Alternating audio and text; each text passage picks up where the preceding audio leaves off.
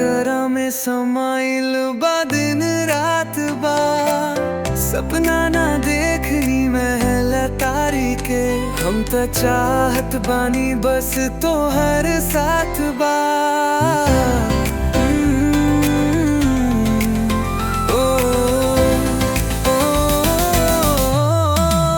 ना मांगा गेल तो से सोना के हारा, बस सच्चा ही दिल से सच्चा प्यारा। छोटा घर होई खटिया पुरान, तो मुस्कान में देखी भगवान।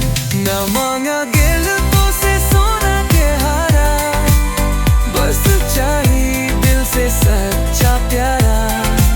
छोटा घर होई खटिया पुरान, तो मुस्कान में देखी भगवान।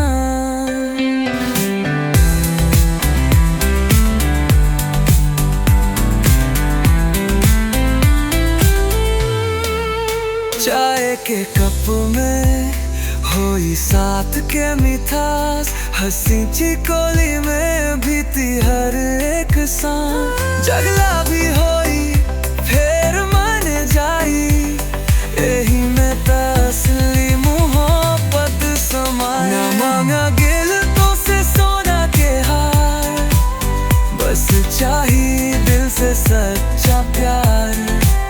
छोटा घर होई खटिया पूरा, तो हम मुस्कान में देखी बगरा।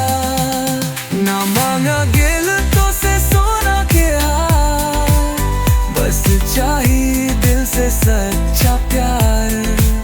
छोटा घर होई खटिया पूरा, तो हम मुस्कान में देखी बगरा।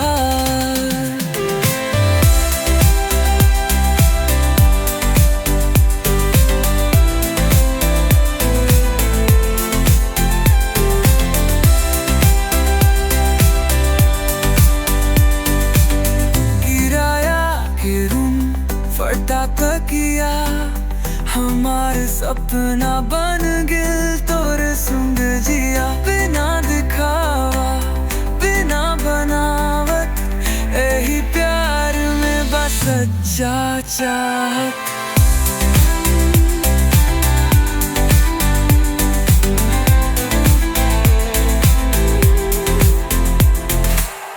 किराया के रूम फटा तकिया, हमार सपना बन गइल तो हर संग जिया। बिना दिखावा बिना बनावट, यही प्यार में बा सच्चा चाहत।